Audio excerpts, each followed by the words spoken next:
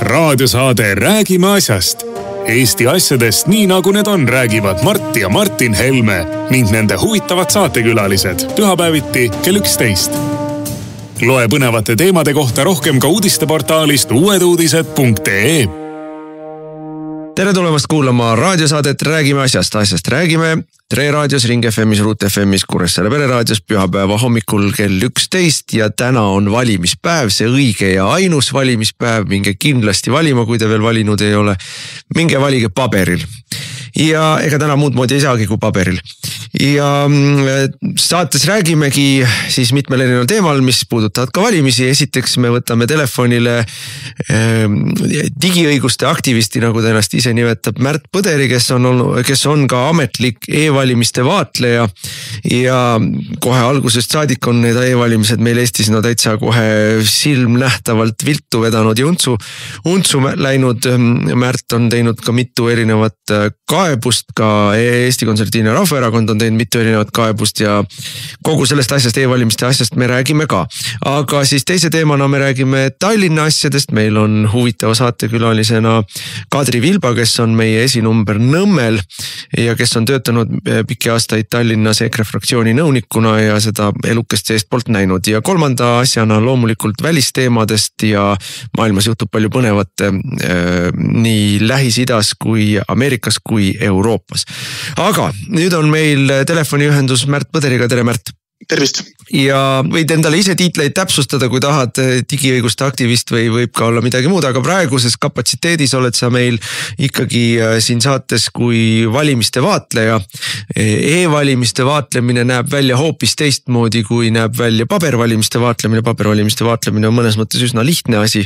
Kas sedeleid on arvele võetud õigesti, kas sedeleid hoitakse turvaliselt, kas sedelitel on märgistused peal, kas neid täidetakse segamatult, kas kasti lastakse segamatult ja kas kastist välja võetakse õigesti ja loetakse kokku õigesti, seal ei ole midagi keerulist.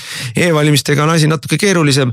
Lõppkokkuvõttes on see nii-öelda vilkuvate tulukestega masin, kus jookseb sees programmi peaks saama näha ka vaatlejad, aga seda näidatakse meile ainult osaliselt, mis tähendab seda, et algusest lõpuni vaatlemine ei ole nagunii võimalik, mis on tegelikult muudab nagu vaatlemise mõnes mõttes võimatuks.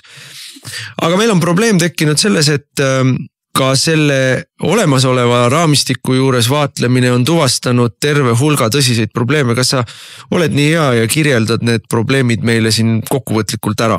Jah, et ma olen siis tõepoolest valimisvaatleja ja mittetulundusühing Ausad valimised siis esimees. Et on siis valimisvaatlejate ühing. Ja me siis sellel aastal esimest korda tegelikult avaldasime niisuguse raporti selle elektroonilise hääletuse ettevalmistavate toimingute kohta. Ja avaldasime sellepärast, et see, mis seal vaatamisel avanes, et see oli selline suur segadus.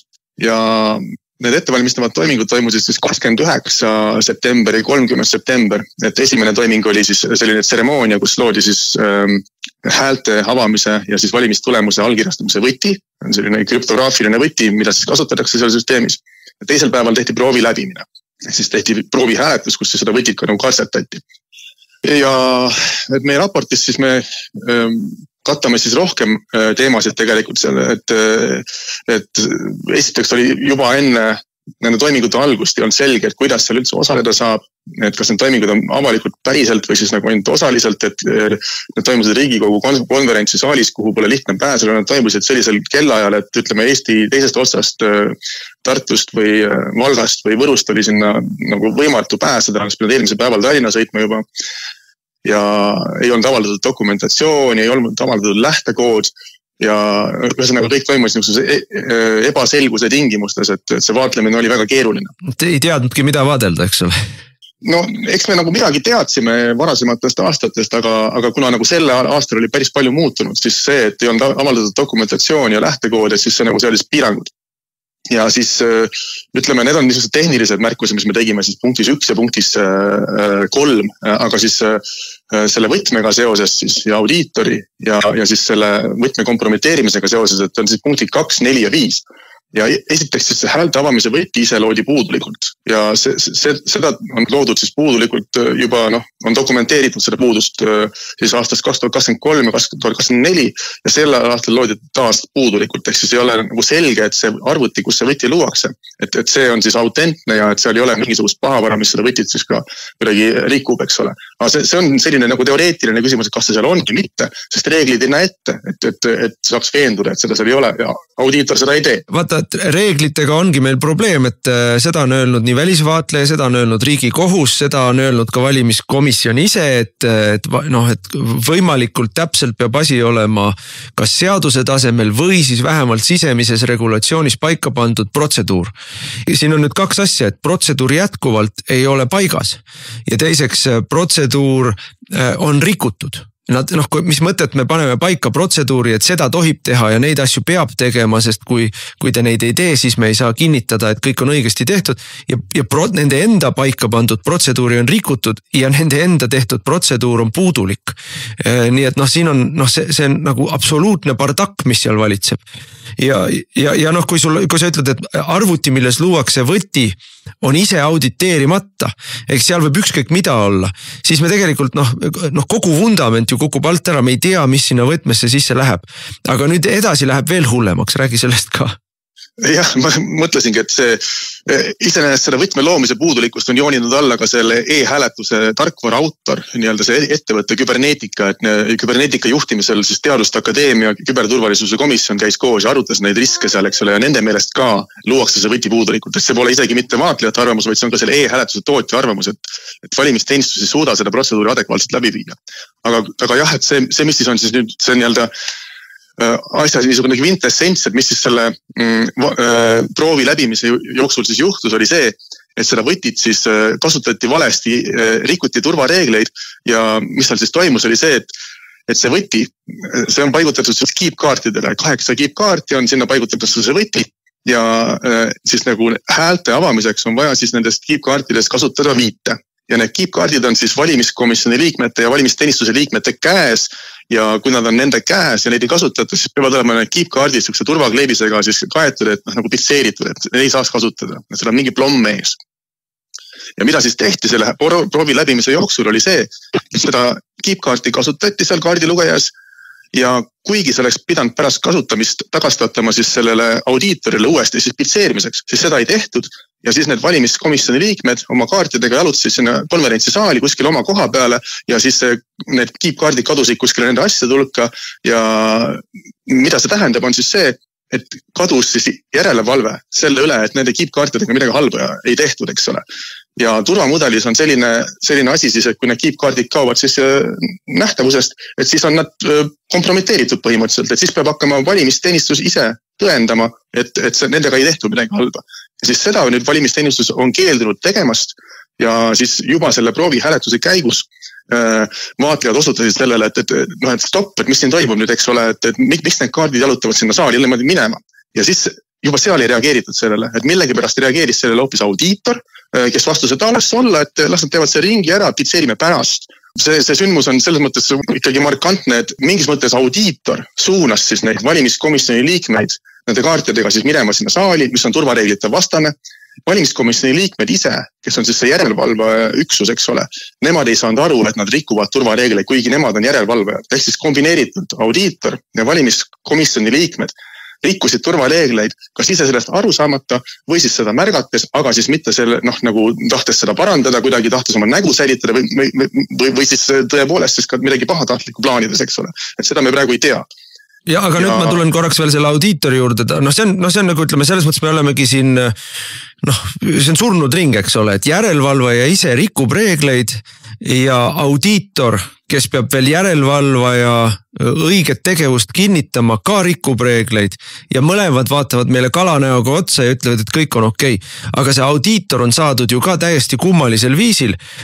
See audiitori otsing, seda me oleme siin saates korra varem käsitlenud, et selle audiitori otsinguga oli siis niimoodi, et riik, ütleme, valimisteenistus peab tegema hanke ja otsima audiitori, aga hanke tegemisel on nad käitunud täiesti arusaamatult hanke kutse saadetakse suunatult, saadetakse sisuliselt viimasel minutil või kui me nüüd sellest aastast räägime, siis tegelikult tagantjärgi saadetakse välja firmadele ja hanketingimused on sellised, et aita mul meelde tuletada, kas oli niimoodi, et 5 firmale saadeti ja 4 neist firmadest ei saanud ei olnud nagu nõus osalema sellises hankes. Jah, 6 saadeti ja siis üks, kes oli nõus osalema, oli siis seesama, kes on praegu audiitor, kes oli audiitoriga aastal 2024.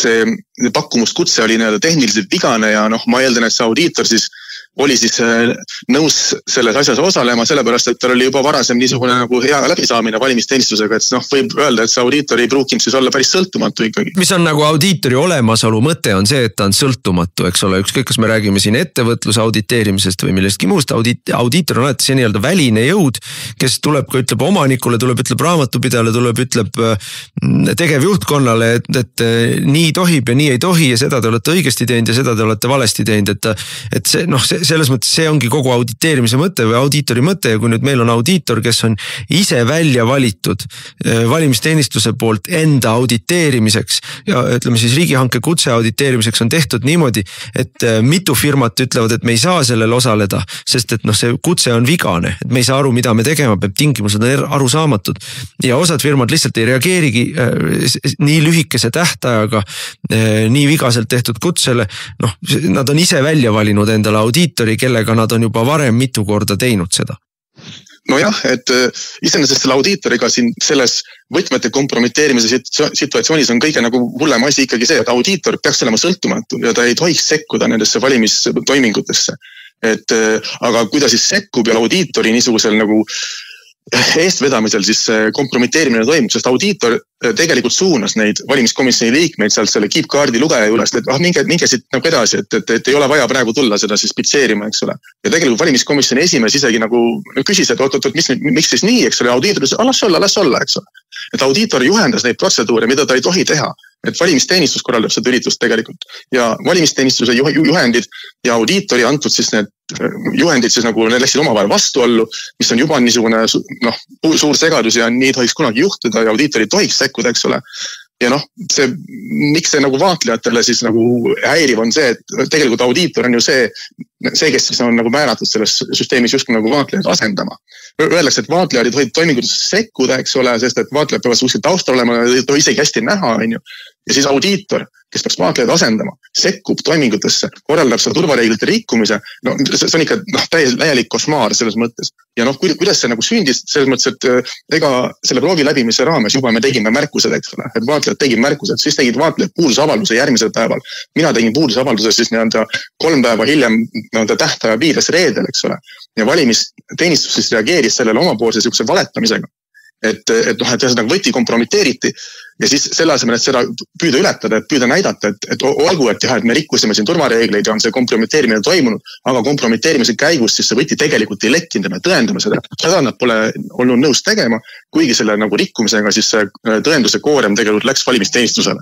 Ja nüüd on 2 asja, ma kohe sellest võtme nagu tähtsusest ka räägime korra, et võib ju tunduda, et me siin norime niisama, et protokoll ja nii ja naa ja mingid tehnilised asjad, aga see ei ole, see on sisuline asi.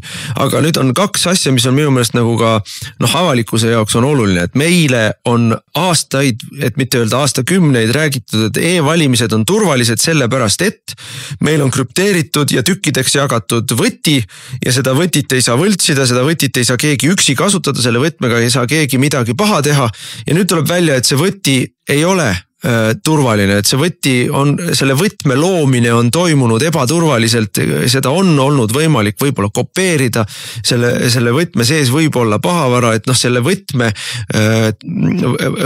taha, võtme argumendiga ei saa enam kedagi veenda, et meil on turvalised e-valimised ja teine asi on nüüd see, et meil on alati räägitud, et ärge muretsege, see, et kandidaadid ja avalikkus ei näe sinna süsteemi sisse, see, et vaatlejad ei saa seda süsteemi algusest lõpuni vaadelda, see kõik on okei, sest et meil on audiitor, kes on alati öelnud, et kõik on hästi.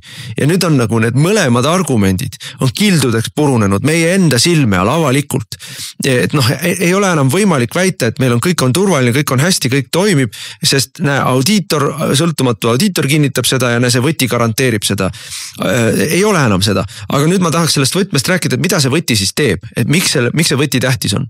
Seal on tegelikult 2 eraldi võtit isegi, et ühelt poolt see võti võimaldab siis kõik need antud hääled, mis on siis selles valimisurnis dekrypteerida, ehk siis lahti teha, vaadata, kes kelle poolt hääletas, eks ole. Ehk valija salajasus on läinud? Jah, hääle salajasus on läinud, valimissaladus on siis nagu murtud, eks ole. Ja see ongi see, mis tegelikult juhtus, et kuni pole tõendatud, et selle kompromiteerimise raames see võtmi päriselt ei lekkinud. Seni on, turvamudelis on valimisalajasus on murtud, et ei ole enam hääletamine salajane. Mis tähendab seda, et ei ole enam põhiseaduspärane? Põhiseadus ütleb, et peab olema salajane. Selles mõttes me MTÜ-ga selle asja nagu joonisimegi alla, et kuna see on tõesti markantne, et nii juhtus ja valimiskomisjoni osalusel audiitori eestvedamisel, eks ole, et see on nagu skandaalne, et selle me tahtsime alla joonida, eks ole. Aga teine asi, mida selle võtmega saab teha, on see, et saab siis allkirjastada valimistulemuse. Ehk siis võib olla riivatud see hääletamise salajasus, aga kui nüüd siis hakatakse tulemusi kokku lugema ja see võti on lekkinud, siis võib tekkida need 2 konkureerivat tulemust, millel on mõlemal siis see allkiri all, eks ole, see krüptograafiline signatuur, eks ole, ja kui siis avaldatakse mõlemad tulemused, siis meil pole võimalik öelda, et kumb tulemus on siis korrektne, meil võivad tekkida konkureerivad valimistulemused. Ja see on niisugune, ütleme, tõsine absurd tegelikult. No mitte ainult 2 konkureerivat, võib ka tekkida 5 või 50 konkureerivat valimistulemust, et piltlikult öeldes see on nagu digiallkiri, eks ole, et kui sinu ütleme siis ID-kaarti on kompromiteeritud, kopeeritud või sinu need ID-kaardi PIN-koodid on lekkinud, eks ole, keegi teeb selle kopeeritud või lekkinud ID-kaardiga sinu pangaarvelt ülekande, siis pangale sa ei suuda ära seletada, et see ei olnud sina. No jah, just nimelt. See on sinu allkiri, sinu digiallkiri. No see konkreetsel juhul on selle arvuti allkiri, mis peaks seda tulemust arvutama. Ehk siis arvuti arvutab mingi tulemuse, paneb sinna allkiri alla, aga siis saab siis teeselda, et see arvuti arvutas mitu tulemust, eks ole. Ja see, et näiteks justkui nagu õige tulemus on siis avaldatud valimisteenistuse kodulehel, eks ole, see tegelikult ei ole argument, sest allkiri on nagu kõigil tulemustel ja siis tuleb hakata arutama, et missugune neist päris on, aga see läheks nagu farsiks kätte, eks ole. Aga nii ei saa valimisi korraldada, et meil on olemas mitu erinevat, et meil on võimalus, et meil on olemas mitu erinevat ühesuguse täpselt võrdse allkirjaga valimistulemust. Et üks ütleb, et Reformierakond sai kõik e-hääled, teine ütleb, et ei, EKRE sai kõik e-hääled. Et see ei ole, ja kolmas ütleb, et jagunesid siin nii ja naa ja protsentidega, et see ei ole ju valimised enam. No jah, iseenesest ma tahaksin veel täpsustada selle hääle salajususe suhtes, et see privaatvõti siis või see häälte avamise võti kellelgi on, et see ei tähenda, et ta nüüd selle võtme enda abil lihtsalt maagiliselt siis näeb kõiki hääli. Et selleks on vaja veel lisaks seda häälte urni, eks ole, mida siis dekrypteerida. Ja selle häälte urniga on niimoodi, et see on ühe DVD peal või mitme DVD peal, eks ole. Ja siis mina aastal 2023 siis valimiskaebuste tulemusel siis mulle võimaldati selle DVD-ga tutvumist niimoodi, et me läksime siis valimisteenistuse töötajaga, läksime ühte ruumi, istusime maha või panime seda DVD arvutisse, hakkasime seda seal lahti pakkima ja siis me vaatasime neid hääli nagu krüpteeritud kujul. Et seal oli küsimus, et mitu häält ma andsin ja kas need loeti õige hääl ja niimoodi. Siis me brausisime neid lihtsalt ja krüpteeritud kujul. Ja kui siis kellelgi on see salajane võti, eks ole, see häält avamise võti, siis ta saab neid brausida ka mitte krüpteeritud kujul, vaid ka avateksti kujul, kus on näha, kes kelle poolt hääletas. Ja selles mõttes, mis olid need turvameetmed selle protseduuri raames, kus mulle siis neid hääli näidati krüpteeritud kujul, olid siis sellised, et me lihtsalt läksime ühte ruumi, siis käisime seal korraks väljas, sellepärast et valimisteenistuse töötajad tahtis suitsetama minna, mina siis humanitaarsetel kaalutlustel läksin temaga kaasa, siis me tulime sinna sisse tagasi, tema läks kuskile sinna kontori peale uitama, mina istusin siis selle arvuti juurde, mis selle häälteurniga seal toimetasin ja neid siis hääli lahti pakkis ja ei dekrypteerinud sel hetkel, sest mul ei olnud võtit, eks ole, aga ma olin siis üksinda selle valimiskastiga seal ruumis ja kui mul oleks siis, ma oleks selle kaasa võtnud selle DVD sealt majast väljunud ja mul oleks see võti olnud, eks ole, siis ma oleks kõikide valijate hääled siis avada ja neid vaadata. Ilusti interneti näiteks riputada. Ühe asja veel aeg hakkab otsa saama, et teiste teemadega peame ka tegelema, aga ühe asja tahan veel ära öelda, et mulle üks ajakirjanik ütles või ajakirjanik nii-öelda vahendas mulle valimiskomisjoni juttu, et aga vahet ei ole, mis see võti teeb, et selle võtmega ei saa hääli muuta. Ja siis ma nagu hakkasin küll valju häälega naerma, et teenistus tunnistas sel kevadel Riigikogu erikomisjoni istungil, et 2023. aasta valimistel oli valimisprogrammis selline koht, selline auk, kus kõiki hääli sai kustutada, muuta või lisada. Ja võtmesse see ei puutunudki. Aga valimisteenistus kinnitas meile pioneeri ausõnaga, et nemad ei näinud, et keegi oleks muutnud seal. Et ma ei mäleta, kas sina ka sellel istungil olid või, aga see on nii skandaalne, see kõik on nii bardakk, et ma ei saa aru, kuidas nad nagu nii tuimalt lihtsalt edasi künnavad.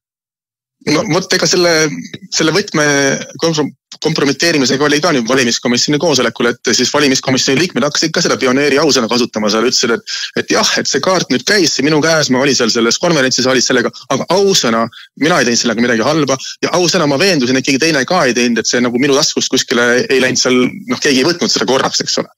Et iseenesest kogu see asi on olnud algusest peale selline, ütleme nagu aeglane rongi õnnetus. Et kui see proovi hääletus oli, siis juba tehti märkus, siis tehti puudusavaldused, siis tehti valimiskaebus ja valimiskomisjonil oli võimalik see asi siis nagu ütleme seal 1,5 nädala jooksul luua uus võti lihtsalt, mis on tehniliselt võimalik teha, selle oleks võinud välja kuulutada ära teha, siis oleks see probleem nagu läinud, nad oleks oma reegleid järginud.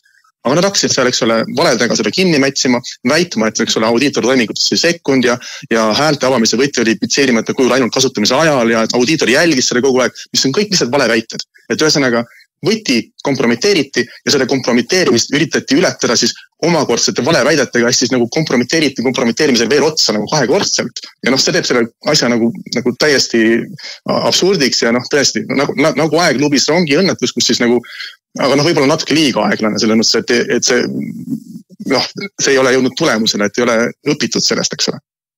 Ja meie ka oleme teinud kaebused ja ega me ei ole eriti optimistlikud, et valimiskomisjon need kaebused lahendab, teie kaebused, nad lükkasid kõik tagasi ja minu meelest ütleme siis täiesti absurdsete argumentidega, eks me läheme edasi kohtusse.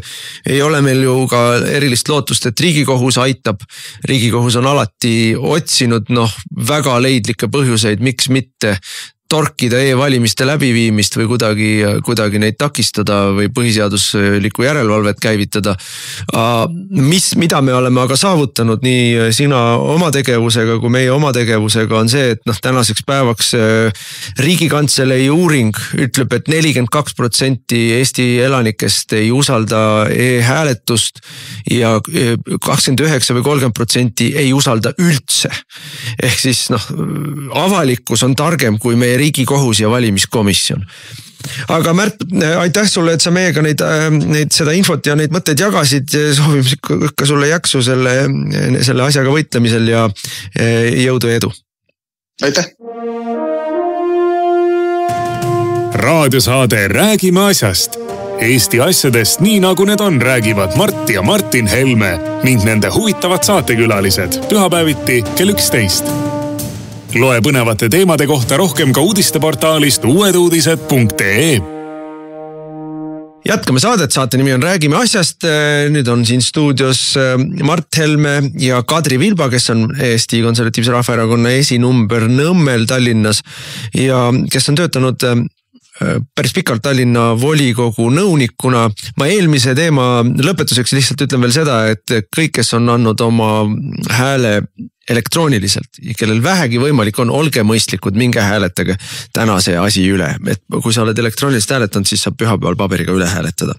Nüüd räägime niimoodi natukene nagu Tallinna poole kaldu asjadest, aga ka sellist üldfilosoofilist, et meile ma olen nüüd tüdimuseni käinud debattidel, kus ma olen istunud üle laua Jašiniga ja Ossinovskiga ja nemad on need, kes tulid ja tegid Tallinnas, kukutasid Vene võimu.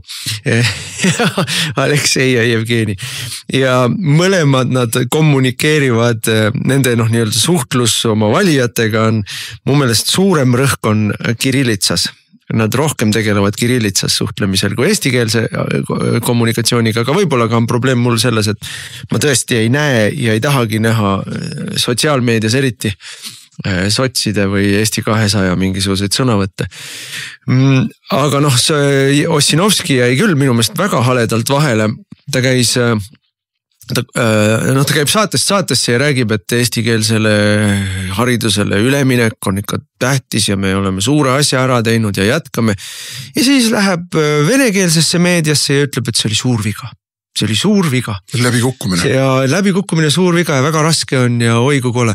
Et meie oleme rääkinud algust saadik, et see on valesti tehtud ja halvasti tehtud ja Eesti lapsed kannatavad ja ei räägi vene valijale ühte ja Eesti valijale teist. Et nii palju, kui me üldse vene valijale räägime, siis me räägime sama juttu, mis Eesti valijale. Et see valelikkus ja kahepalgelisus, ma olen mitu korda ka Ossinovskile debattides öelnud, et kas see ongi siis see põhjamaine joon? Huvitav, kas Ossinovski tõesti arvas, et see välja ei tule, et ta räägib ühele valijagrupile üht juttu, teisele teist? Ma arvan, et ta ei hooli sellest. Ma arvan, vaadake, kui me mõtleme selle peale, mismoodi Eesti meedia hoiab pilpa peal sotse, siis ma olen teinud järelduse, täiesti ratsionaalse järelduse, et neile on kõik lubatud. Sest ma olen pressinud Ossinovskit mitmes debatis, et kui te räägite põhjamaisusest, siis kunagi oli Rootsi sotsiaaldemokraatide partei aseesimees oli selline tegelinski nagu Mona Sahlin. Mona Sahlin sai kuulsaks selle poolest, et ta ostis asutuse krediitkaardiga isiklikke asju. Sukkpükse ja Tobleroni šokolaadi. Riigi krediitkaardiga. Ta oli võimul või ametis, see oli riigi ja ameti krediitkaart.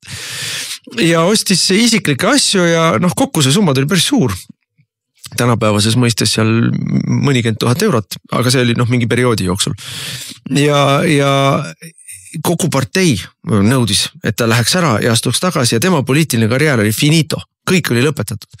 Ta ei kandideerinud enam parteis, ta ei kandideerinud enam valimistel ja oligi läbi. Ja ma olen küsinud, et kas see põhjamaine kultuur ei ole eeskujuks siis sotsidele ja Ossinovskile, et kui Lauri Läänemets, mitte erakonna aseesimees, vaid erakonna esimees, võtab pettusega välja kuluhüvitisi Riigikogu liikmena, mida ta tegi ennem Riigikogu valimisi eelmisi, võttis selle pettusega välja saadud raha sularahas välja ja maksis sellest sularahas palka erakonna heaks töötavale inimesele nii, et ta ei maksnud makse ehk tegeles ka veel teise pettusega ehk maksupettusega. Anna eetiline hinnang, Ossinovski. Kas see ongi põhjamaine poliitkultuur või? Ossinovski keeldus üldse seda kommenteerimast. Ja kas meedia pressib teda? Mina ei näe. Ja sama me näeme ju Tallinna volikogus. Et me näeme seda nii-öelda poliitkultuuri, sina näed lähedalt, Kadri, seda poliitkultuuri. Ja mina olen näinud nüüd 8 aastat seda poliitkultuuri kõigepealt sellest aspektist, kuidas kultuur oli siis, kui Keskerakond oli ainuvalitseja, siis kui nad olid Keskerakond ja sotsid kahekesi koalitsioonis ja nüüd, kus siis on sotsid koos Isamaa ja Eesti 200-ga koalitsioonis.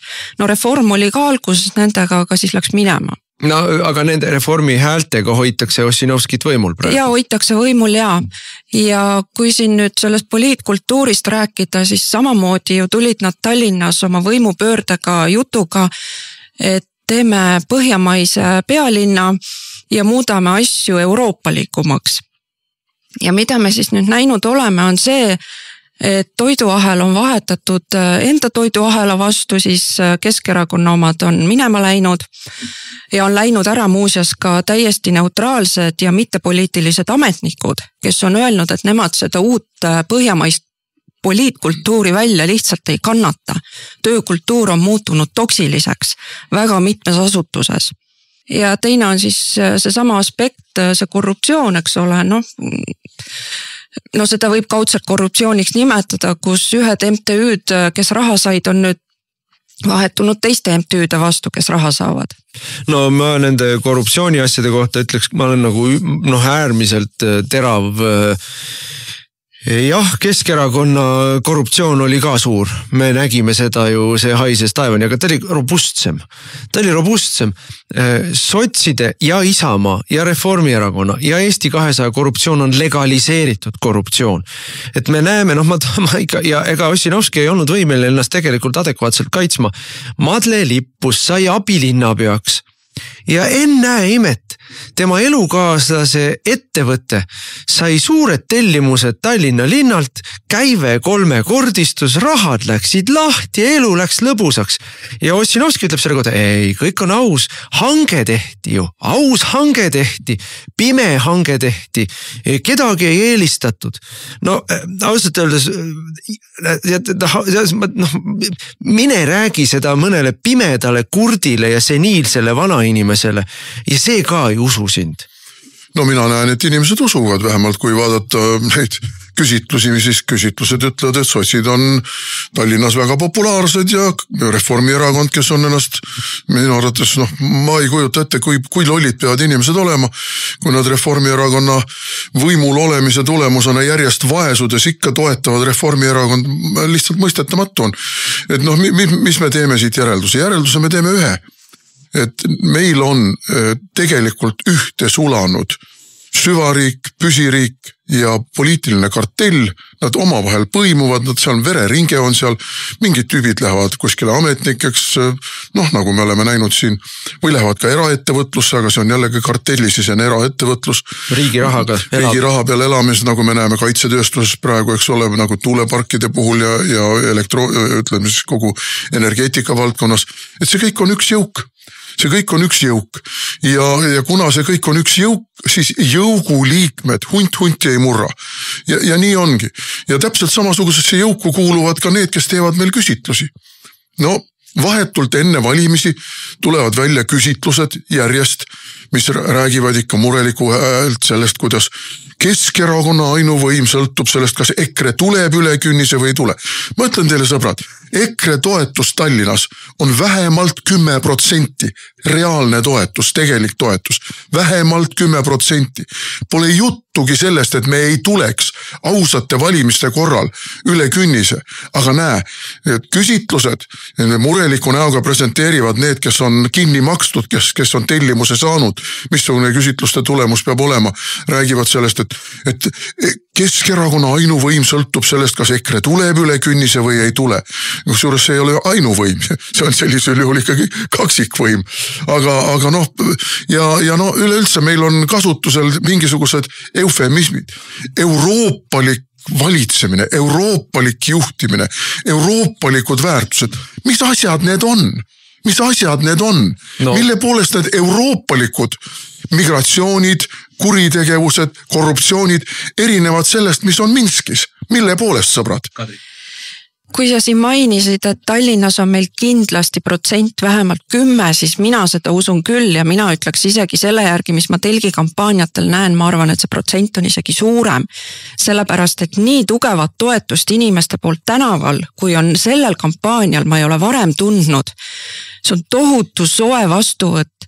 Inimesed ise tulevad, inimesed ise avaldavad toetust, neid, kes lihtsalt mööda kõnnivad, neid on vähe.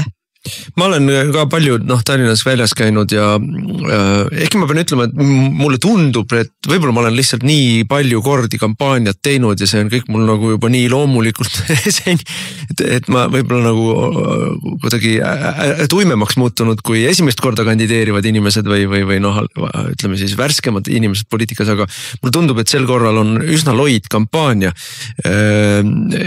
Näiteks kui ma võrdlen 21. aastaga või ka 23. aasta valimistega, et siis oli selline nagu telgid olid reas, Nõmme turul oli 5 telki reas, kesklinnas oli 6 telki reas, eks ole, kõik möllasid hommikust õhtuni, et ma näen vähem seda seekord. Nõmmel on praegu ka telgid reas kõik ja mis on väga huvitav, inimesed, kes tulevad nende teiste telkide poolt, ütlevad meile, vaat nemad seal räägivad kõigile, ärge EKRE-t valige, EKRE on paha. Inimesed tulevad meile kaebama, nad räägivad kõik ära, mida need teised meie kohta kituvad ja mis on väga huvitav, mida ma olen kuulnud. Reformierakond on hakanud rääkima inimestele. Meie maksame teile pensionit, vaat kui te need teised valite, siis nemad võtavad teilt pensioni ära. No sama juttu räägitakse, et kui te EKRE-t valite, siis kaob tasuta buss Tallinnas ära. Ma ei ole kunagi kuulnud ega näinud, et meie kandidaadid oleks seda rääkinud ja meie programmis pole see olnud. See pole olnud valimistesse, me ei sea kahtlusalla tänast Tallinna seda tasuta transporti, küll me seame kahtlusalla Tallinna transpordi korralduse. Nii ühistranspordi korraldus on täiesti hukas, kui ka üleüldine autotranspordi korraldus, aga seda me oleme siin nii palju jauranud, et ärme praegu ava seda, aga jah. Ja samamoodi on ju meil rattateed programmis sees ja valimislubadustes, aga ometi räägitakse, et me kõik vihkame jalgrattureid. No ei vasta tõele ju. Mart tahtsid öelda? Ma tahtsin öelda seda, et see tänavakampaania on võib-olla loium, aga selle eest on ilmselgelt näha, kuidas jällegi süvariigi suunamisel kartellierakonnad on saanud väga tugevad rahasüstid. Siin on leitud mingisugused firmad ja mingisugused ärimehed, kes selle sama seltskonna käest on saanud Tallinnas linnarahade tellimusi ja riigis on saanud riigirahade tellimusi. Ja sealt on siis nüüd uhatud tagasi valimiskampaaniasse suuri summasid ja meil toimub selline tegelikult ikkagi võidurelvastumine teles ja tegelikult ka tänavaplakatite näol ja üldse sellise, kui sa lahti teed Postimehe, siis sealt viskab sulle lakkamatult vastu vahtimist Isamaa litsikute nägusid ja ka teistes internetiväljaannetes, Delfis, Õhtulehes kogu aeg paiskab sulle näkku kõiki neid kartellierakondade lõustu. Et sinna on suunatud see kampaania. Et see kampaania seekord nagu natuke teistmoodi, ta ei ole nii palju tänaval, ta on rohkem teistes kanalites. No raha teeb tööd, nagu öeldakse, ja raha teeb tööd. Mina olen selles mõttes õnnelik inimene, et me tegime kodus väikest remonti ja televiisori tõstsime remondi ajaks ära toast ja tagasi ei toonudki. Mul ei ole kodus televiisorit, ma ei näe, mis seal toimub, ma ei vaata, ma ei tunne puudust. Ma ei tee lahti kuude kaupa Delfit, ainult siis, kui keegi saadab mulle mingi lingi, mingi looga, mis mind huvitab konkreetselt. Ma praktiliselt ei loe Postimeest, sest minu meelest on see Postimees on Isamaa rahva hääl. Esiteks Isamaa rahva hääl ja teiseks süvariigi Ukraina propaganda. Mulle käib see nii närvidele, see valelikkus, see lõputu propaganda, mis seal tuleb. ERR on veel hulle. Jah, ega transvestiidisõbralik riigiportaal parem pole, nii et see kõik on ma väldin peavoolu meediat, kuskilt siit ja sealt pean muidugi oma sina väldid, aga 650 000 valijad, kes meil on registrites ja käivad valimas, 650 000 inimest, nende hulgas on, ma arvan, umbes 500 000, kes ei väldi. Ja ei, ma saan sellest aru. See nende peal see töötab. Ja, muidugi, ja inimesed, kes ütlevad, et mind reklaam ei mõjuta, palun vabandust, see ei vasta tõele. See ei vasta tõele, aga ma korra tahtsin kommenteerida veel seda juttu, et Keskerakonna võimu vältimiseks ei tohi hääletada EKRE-t, et see on selline aadamast ja minu meelest ammu enam mitte töötav jutt, et ükskõik kelle sa nii-öelda sidusid kokku või määrisid pähe kellelegi keskerakondlase, et siis see tegi kahju. Minu meelest tänapäeval on ammu teistmoodi. Ükskõik kelle sa seod kokku Reformierakonnaga või Eesti 200-ga, vot see on mürgine. Vot mina ei tahaks, et meid keegi kuskil kahtlustaks, et me tahame hakata kusagil kunagi tegema Reformierakonnaga koostööd või sotsidega, et vot see teeb halba ja isamaalaste hulgas on päris laialt levinud see jätkuvalt selline nii-öelda Pavlovi refleks, et ärge meid Keskerakonnaga kokku siduge, muidu me kaotame hääli. Vabandust, te kaotate hääli siis, kui te teete refiga. Aga kaotavad peale valimisi hääli sest nende bluff paljastub. Ja nii või teisiti, aga igal juhul tuleb öelda seda, et täiesti selgelt võin öelda, meil ei ole Keskerakonnaga mingit eelkokkulepet. Keskerakond hoiab oma kaardid oma rinnale lähedal ja meie hoiame oma kaardid. Mina olen käinud kampaania jooksul kuude kaupa ringi ja rääkinud ühte asja. Me ei välista kedagi, aga me ei ole ka kellegiga lubanud, sest meie eesmärk on viia nii võimalikult palju ellu oma valimislubadusi, kui saame ja see eeldab, et me oleme nii-öelda kaalukeele positsioonis, kuningategija positsioonis ja see omakorda eeldab, et me ei löö midagi lukku praegu ja Keskerakond omakorda ka ei taha midagi lukku lüüa praegu, sest ainuvõimu ma arvan, nad ei saa, neil on partner vaja valida ja ärge uskuge mitte ühtegi sõna selle kohta, mida ütlevad reformierakondlased, et meie välistame Keskerakonnaga. Nad tegid suvel 3 kuud tagasi sisulise kokkuleppe olid valmis teinud Reformierakonnaga. Kui neil on vaja, siis nad jälle teevad selle ära, sest et ja siis nad tulevad ju välja sealt ja ütlevad, et see oli vajalik, et ära hoida EKRE võimule saamine ja Reformierakonna valija neelab selle alla nii vähe, kui need alles on jäänud. Nad teevad rahumeeli, teevad uuesti Keskerakond ja sotsid koalitsiooni. Nad on seda 2 korda Tallinnas teinud. Nad on 2/3 eelmisest valimisperioodist 21. kuni tänaseni oli ju võimul Keskerakonna ja sotside koalitsioon. Jah, võib-olla sots Ossinovski selles ei osale, aga sotsid, on ju nagu omal ajal Savisaar ütles, millimallikad, roosa selgroot loom, et ta ei ole, nad ei loobu Tallinnas võimust, ükskõik mis nad tänapäeval vannuvad ja täpselt sama me võime öelda Isamaa kohta, et see ei ole kuskil kirjas ega ära otsustatud, et Keskerakond kutsub meid, kui nad valimised peaksid võitma ja partnerit vajama. See on bluff, kui niisugust juttu räägitakse. Kui kutsub, loomulikult me kaalume seda, loomulikult me asume siis läbirääkimistesse. Aga ma ei ole üldse kindel, et kutsub. Selle peale täna kindel olla ei saa, mis tähendab seda, et meie valija igal juhul saapad jalga valimisjaoskonda sedel meie poolt, sest see annab meile parima positsiooni. Ja tegelikult inimesed on vägagi huvitatud ja kohati ka murelikud just selle sama asja pärast, et hirmutatakse erinevate koalitsioonidega ja ka meie käest tänaval on käidud väga palju küsimas, kellega te siis lähete. Ja mina olen selle peale alati öelnud, me oleme avatud kõikidele pakkumistele, me ei ole mitte kedagi välistanud, aga me teame, kellega meil on kõige raskem koostööd teha.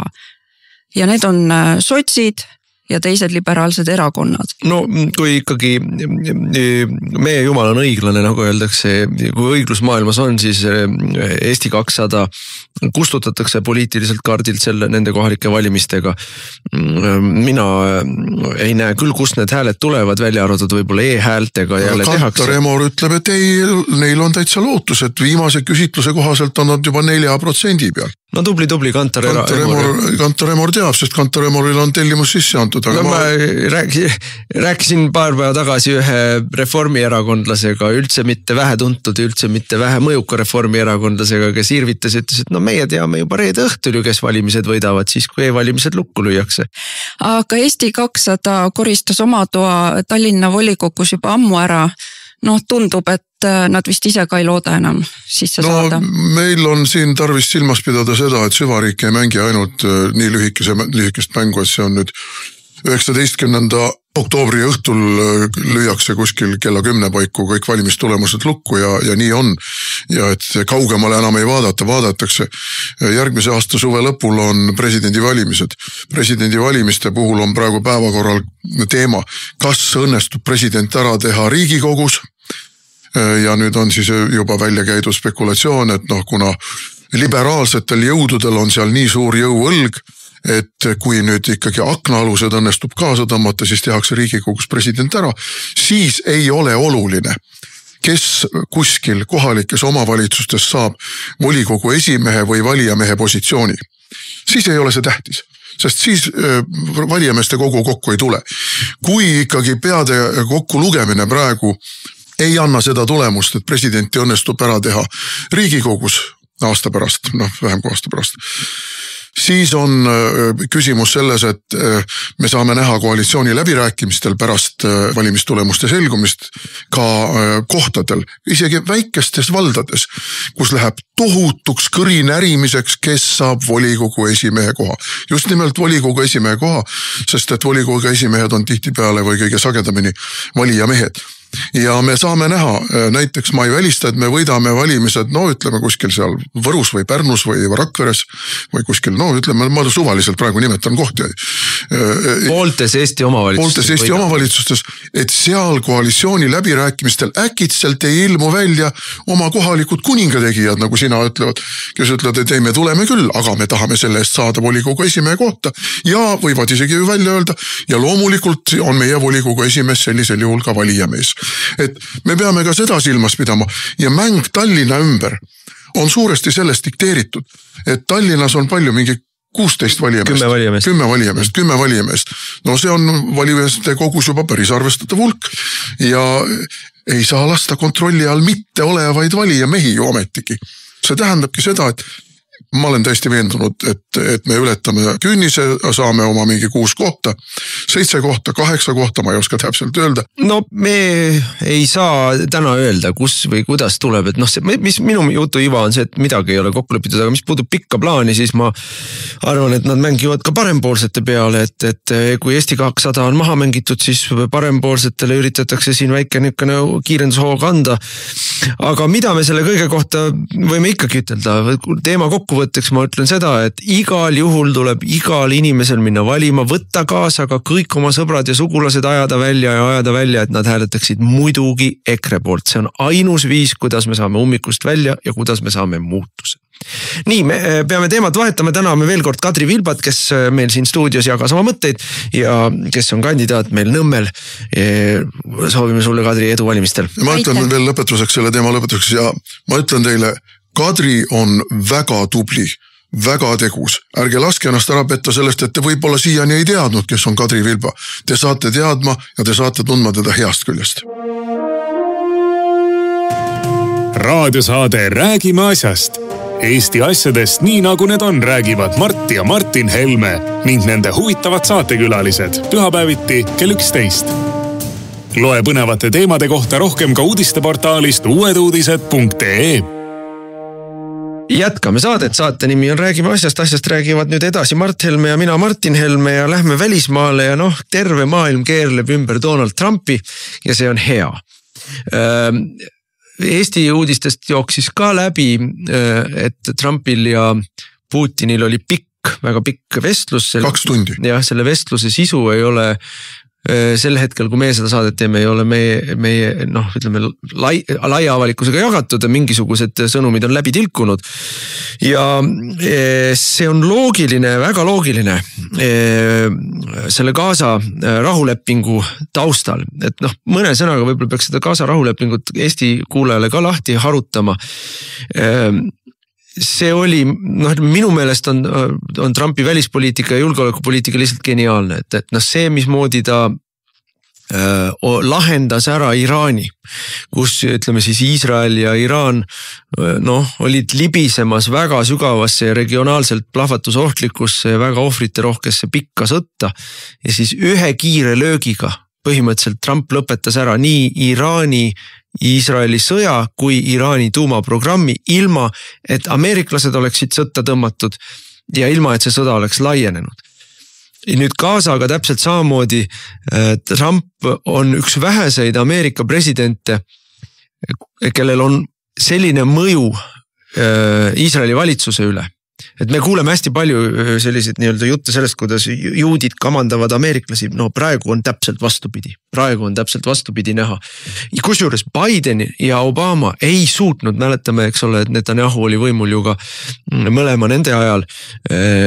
Biden ja Obama, kes esitlesid ennast inimestena, kellel on mõju Netanyahule, ei käinud, ei suutnud juutidele öelda, et ärge tehke seda, ärge tehke toda. Et juudid ikkagi tegid oma enda kaalutlustest lähtuvalt samme, mis ameeriklastele ei meeldinud. Trumpil on õnnestunud ikkagi Netanyahu valitsusele peale suruda otsuseid, mida ütleme siis Iisraeli riigi valitsuse parempoolsemad, konservatiivsemad partnerid olid väga vastumeelselt sellele. Nemad oleks tahtnud, et Gaza ikkagi täielikult purustatakse, Hamas täielikult purustatakse ja mis neist pantvangidest saab või ei saa, see oli nende jaoks selline sõjaga kaasnev kahju. Aga Trump müüs selle maha Netanyahule ja väga edukalt müüs maha selle, et Gazast tuleb välja tõmbuda. Netanyahu sai sellest endale tohutu toetuse kasvu. Iisrael on olnud, ütleme siis 3 aastat järjest sellises väga sügavas sisemises lõhes. Iisraeli valitsuskriitika, Netanyahu vastane kriitika on keskendunud sellele, et need 7. oktoobri pantvangid tuleb kõigepealt kätte saada ja see peab olema prioriteet ja kõige tähtsam asi ja nüüd nad on põhimõtteliselt kätte saadud. Ja see on andnud nagu Netanyahule esiteks täiesti uue hingamise poliitiliselt, siseriiklikult kriitika on oluliselt vähenenud, isegi tema kõige teravamad kriitikud tunnustavad teda selle eest. Ta on võtnud ära selle rahvusvahelise pressingu Iisraelilt, mis ju Euroopast on ka väga tugev olnud, ka Ameerikast, Gazast välja tulla. Ja ta on jätnud vastutavaks edasiste sündmuste eest ikkagi Hamasi või ütleme siis araablased. Ja mis on Trumpi nagu selle skeemi kõige geniaalsem osa, ta on tõmmanud Araabia riigid, ütleme Ameerika liinile ja sellele liinile, mis võimaldab normaliseerida Iisraeli ja Araabia riikide suhteid. Ja sellel on ameeriklaste jaoks veel eraldi palju suurem mõõde.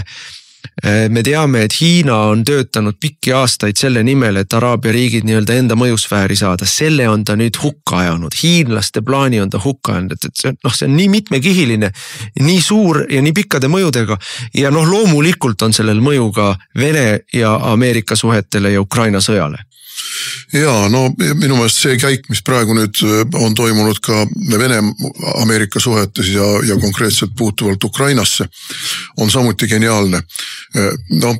Meil siin paar nädalat on käinud nüüd tohutu, meie meedias ja meie sõjapartei on ju joovastuses olnud. Ameeriklased annavad, Trump on ometi mõistusele tulnud ja annab ukrainlastele tomahawkid ja nüüd tomahawkid hakkavad Venemaad maa põhja tampima. Aga see ei ole olnud tõsi kuna. See ei ole olnud tõsiselt võetav jutt, me oleme sellest rääkinud siin ka vist eelmises saates, et need tomahawkid on tegelikult surve avaldamiseks Putinile ja surve avaldamiseks selleks, et leida uuesti võimalus otse läbirääkimistest kõrgemal tasemel Trumpi ja Putini vahel. Ja nüüd äkitselt see käik ka tehti. Ja kus? Budapestis, kus kelle juures, Orbani juures. See on eriti, Orban on, võtab, vaata, ja selles mõttes seda ütlevad kõik inimesed, kes Trumpi tunnevad, et Trump hoolitseb omade eest. Orban oli truu Trumpile kogu selle aja, kui Biden märatses. Ja meiegi uudised on siin rääkinud, kuidas Trump müüs Orbani maha mingisuguste euro asjadega seoses. Täielik jamps, kõik on libauudised, kõik on absurdne jama. Ja lugesin reede hommikul siis missugused on Vene reaktsioonid sellele neljapäeva õhtul tulnud uudisele. Neljapäeva hommikul ei teadnud keegi mitte midagi sellest, et Putin ja Trump räägivad omavahel telefoni teel. Telefonivestlus kestis 2 tundi, mis on tegelikult pikk aeg. Ja venelased kirjutavad selle kohta siis, et Euroopa sõjaparteilased nutavad praegu nägu padjas, mis vastab ilmselt tõele. Ja et Putin tegi Trumpile selgeks, mis on Vene reaktsioonid tomahawkide puhul, aga tegi ühtlasi ameeriklastele väga selged ärilised pakkumised. Ja siin ongi see puutepunkt. Ja kui ma meenutan paar nädalat tagasi, lugesin ühte analüüsi, mis ütles, et lähemat paari kuu jooksul saab maailm näha kõige ootamatute allianside tekkimist. Kas see ei või olla nüüd üks algus, et me näeme ühte kõige ootamatut allianssi, see on Ameerika-Vene allianssi tekkimine, kus jäävad küll kõik geopoliitilised pinged ja rivaliteet, aga mis maandatakse äriliste kokkulepetega, mis on siin selle äri põhjus? Äri põhjus on muidugi ka see, et ega venelastel majanduslikult on seis väga hapu. Rubla ähvardab täiesti vastu taevast lennata, kõikide nende naftajuhtmete ja naftatehaste ründamine, mis on toimunud nüüd juba väga pikalt, üks naftatehas pannakse põlema, see on niisugune asi, et mis seal ikka, miljonär kaotab seal oma miljonitest 100 000, ta nagu ei pane väga tähele. Aga kui sul järjest ja järjest toimuvad need rünnakud, siis see hakkab pikka mööda laostama. Ja venelastel on tõsine mure, et kuna tegelikult Ameerika luure ja Ameerika tulejuhtimine on olnud need, mis on andnud ukrainlastele võimaluse neid naftarajatisi ja ka elektriigasust jaamu ja muid asju rünnata, siis venelastel on valus. Ja venelased tahavad, et see lõppeks. Ja ameeriklased pakuvad, et hästi, teeme majanduslikku koostööd, aga see tähendab seda, et me peame teie turule pääsema, te peate laskma meil investeeringuid teha ja see majanduslik koostöö peab minema ikkagi niimoodi, et mitte teie ei saa ainult kasu, vaid ka meie saame kasu. Ja ilmselt on Putin saanud aru, et tal ei ole palju valikuid. Siin, mis meie jälle uudistest peaaegu ei leia kajastamist, aga mis on tohutu suur uudis, on see, et tegelikult on paralleelselt kõige sellega on ka Ameerika ja India kaubandusläbirääkimised liikunud väga edukalt edasi ja India on hambaid kiristades, aga tegelikult ikkagi, ja see on väga suure mõjuga, tegelikult ikkagi loobumas Vene energiakandjatest, naftatoodetest. Ja ütleme selles mõttes Trump on öelnud ju korduvalt, ja siin tulebki nagu vahe sisse, et eurooplased mölisevad, võtavad poose, laiavad, ähvardavad põlvili suruda ja me lõpetame ära ostmise. Tegelikult on Euroopa suurendanud Vene gaasi ostusid viimastel aastatel. Need kogused on suur, hoolimata sellest, et Nord Stream on õhku lennanud, läbi mingisuguste teiste kanalite on Vene gaasi osakaal näiteks Prantsusmaal ja mitmetes teistes riikides suurenenud oluliselt. Aga Trump on pannud päris surve peale Vene rublale, Vene eelarvele, Vene nafta ekspordile ja pannud ka sõjalise surve peale nüüd nende Tomahawki juttudega, kusjuures selle surve on ta peale pannud veel eriti kavalasti, öeldes, et me müüme neid Tomahawke, kas ukrainlastele või kui tahate, eurooplased ostke ja andke ukrainlastele ise, vaadake, meie saame oma raha kätte, meil ei ole võimalik niisama ära anda, meil tuleb muidu puudu, me peame hakkama juurde tootma, muidugi saate, kui tahate, aga raha ennem. Ja raha ei ole ju Euroopal, raha ei ole ka Ukrainal, Ukraina on sõda pidanud 3 aastat ameeriklaste rahaga. Ja kui nüüd öeldakse, et jaa, võtke neid Tomahawke, aga makske meile ja makske oma rahaga või Euroopa rahaga või ükskõik kelle rahaga, aga mitte meie enda rahaga, mille me teile ennem oleme andnud. Et selles mõttes, ta on nagu tõesti väga oskuslikult kõikidele valusatele kohtadele vajutades. Ja samal ajal, meie meedia jälle kogu aeg hüsteeritseb selle, kuidas kujutage ette, kuidas Trump meelitas Putinit, samal ajal hoides võimaluse kokkuleppeks või ütleme siis läbirääkimiste jätkamiseks avatuna oma erinevate teiste lüketega. Nii et eesmärk on väga selge, see sõda peab lõppema seal Ukrainas. No Tomahawkid tegid venelased muidugi ikkagi väga närviliseks, sellepärast et Tomahawkid võivad kanda ka tuumapäid, taktikalist tuuma ja strateegilist tuumalõhkepead. Ja kuna see Tomahawkide lendamise aeg Ukraina kuskilt sealt keskosast Moskvasse on nii lühike, et venelased ei jõua reageerida, nad ei või olla kindlad, et see ei kanna taktikalist tuumapead, mis on suunatud Kremlile näiteks, eks ole. Ja ameeriklased laiutavad käsi ja ütlevad, et aga meie ei teadnud, ukrainlased tegid.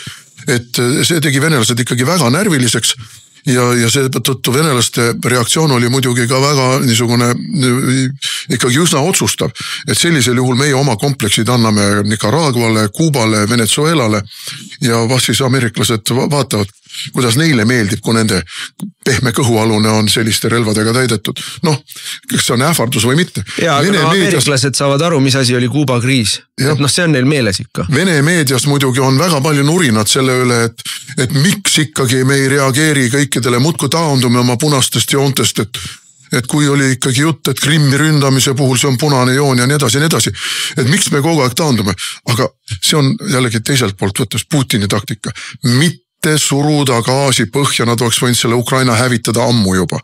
Ärme teeme endale mingeid illusioone, kui ikkagi nad oleks kogu oma sõjamasina käima pannud, siis nad oleks selle Ukraina ammu mutta tampinud, purustanud. Ainuüksi sellega, et nad pommitavad näiteks poliitilisi ja sõjaväelise juhtkonna... Seda nad ähvardasid ka, et kui Tomahawkid tulevad, siis nad hävitavad kõik Ukraina otsustuskeskused, kaasa arvatud valitsuse ja kõik need punkrid. Et neil on selleks tegelikult need punkripurustuspomid ja asjad olemas. Aga miks ei ole seda tehtud? Aga sellepärast, et ka venelased on hoidnud kogu aeg ust lahti läbirääkimisteks, et mingisugune kokkuleppe saavutada ameeriklastega. Et tuleb ikkagi endale aru anda, et suurriikide juhtidel, 2 maailma juhtiva, meil on maailmas tegelikult 3 juhtivat tuumariiki. Need on Ameerika, Venemaa ja Hiina. Ja nende riikide eesotsas peavad olema reaalselt ja vastutustundlikult mõtlevad inimesed. Mitte nagu meie Tarod ja Michalid. Ja praegu me näeme, et need reaalselt ja vastutustundlikult mõtlevad inimesed Trumpi eestvedamiselt, Trumpi survel tegelikult üritavad leida lahendusi. Ja ega siin midagi maailma uut päikese all ei ole, et see kõik loomulikult toimub Ukraina arvelt. Loomulikult toimub see Ukraina arvelt. Ukraina arve on juba väga suur, inimelude kaotuste arve on suur, infrastruktuuri hävitamise arve on suur, territooriumite kaotuse arve on väga suur. Sõtta utsitasid ja ajasid ukrainlasi ju või kogu aeg andsid kinnitust, et ärge andke alla, ärge taganege, ärge lõpetage ära.